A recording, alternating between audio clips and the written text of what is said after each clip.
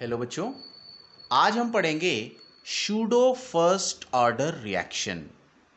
Basically जो reaction का order होता है वो रेट इक्वेशन में कंसंट्रेशन की पावर का सम होता है। For example, A and B are the reactant molecules.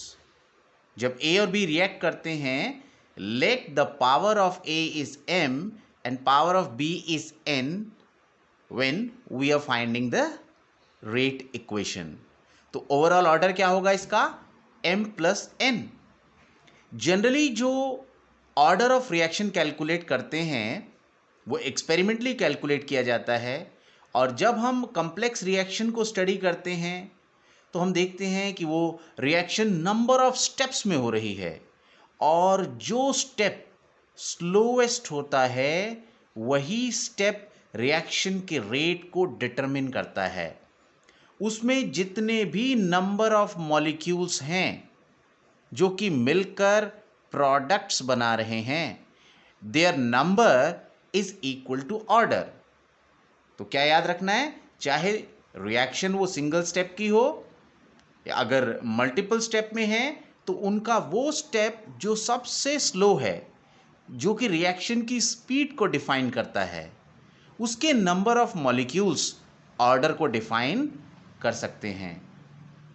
मगर बच्चों, कई बार क्या होता है, रिएक्शन ऐसा लगता है कि जैसे हायर ऑर्डर की है, 3 ऑर्डर की है या हायर ऑर्डर की है, 2 है, 4 है and so on. But actually वो हायर ऑर्डर की ना होकर फर्स्ट ऑर्डर की होती है। Such reaction is called as pseudo first order reaction. तो कौन सी हुई pseudo first order? Which appears to be of higher order but actually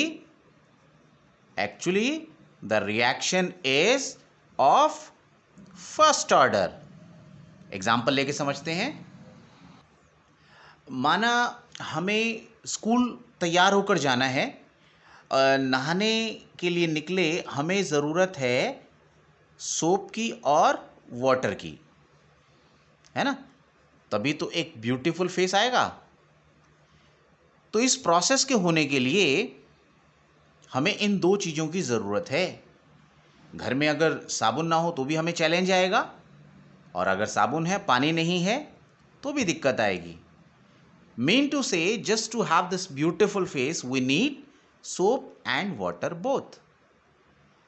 अब अगर हम ये मान के चलें कि सोप तो हमारे पास है मगर पानी नहीं है, तो क्या ये प्रोसेस हो पाएगी? नहीं। या ये वाटर है, सोप नहीं है, तो भी ये प्रोसेस नहीं हो पाएगी। अच्छा, एक एग्जांपल लेके देखते हैं। अगर इन दोनों में से एक एक्सिस में है, चलो ये वाटर ही मान लेते हैं, वाटर एक्सिस में है। अब अगर इसकी अमाउंट थोड़ी बहुत कम ज़्यादा हो भी जाए तो भी हमारे इस प्रोसेस में फ़र्क आने वाला नहीं है। एक बाल्टी अगर पानी गिर गया तो हम टैंक से दूसरा बाल्टी पानी निकाल सकते हैं। तो it means if one of the reactant is present in excess, it's small change in value will not effect the process, will not effect the reaction.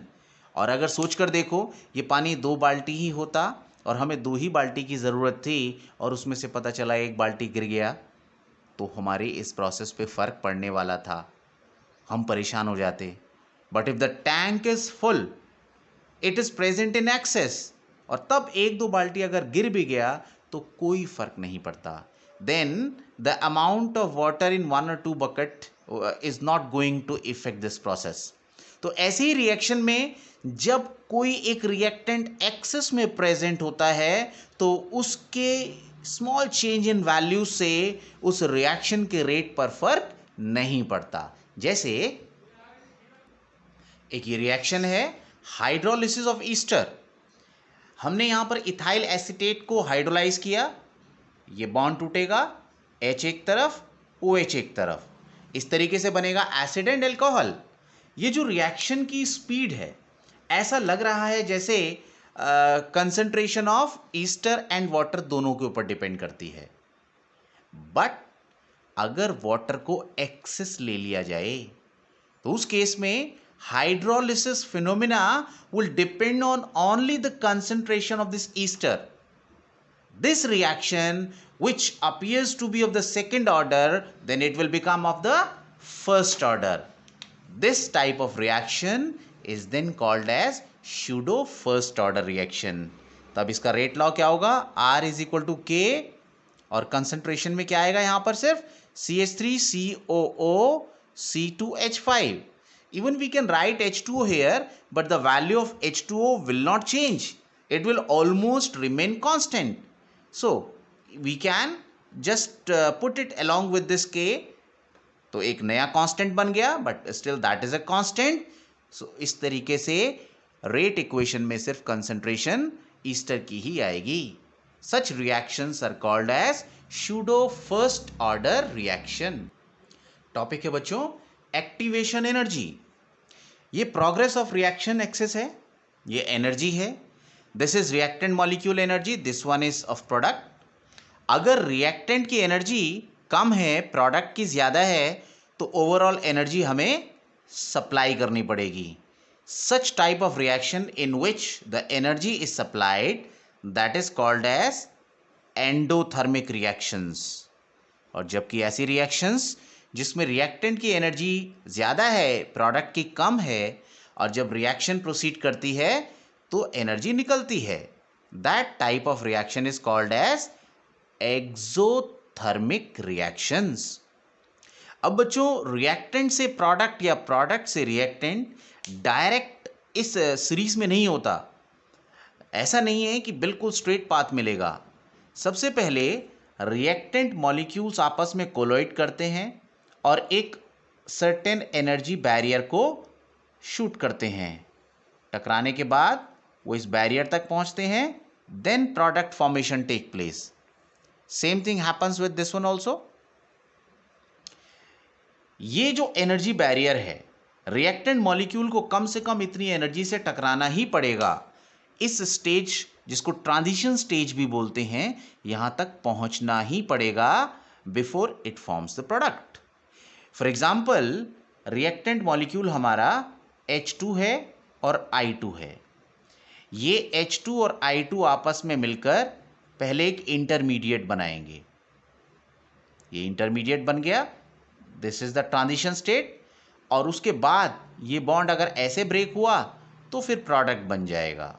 Again there is the possibility कि अगर ये ऐसे भी break हो गया तो it will return back to reactant.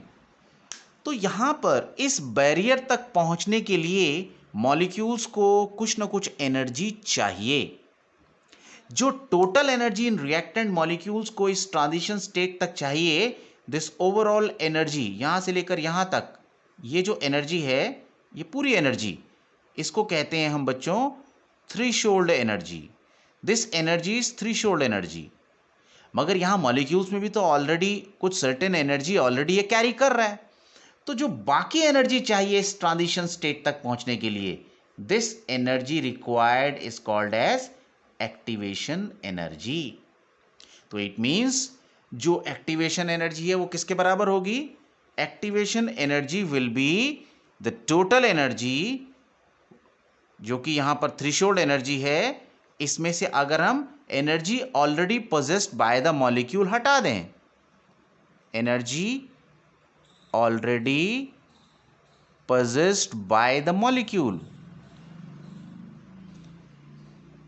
तो that is called as activation energy.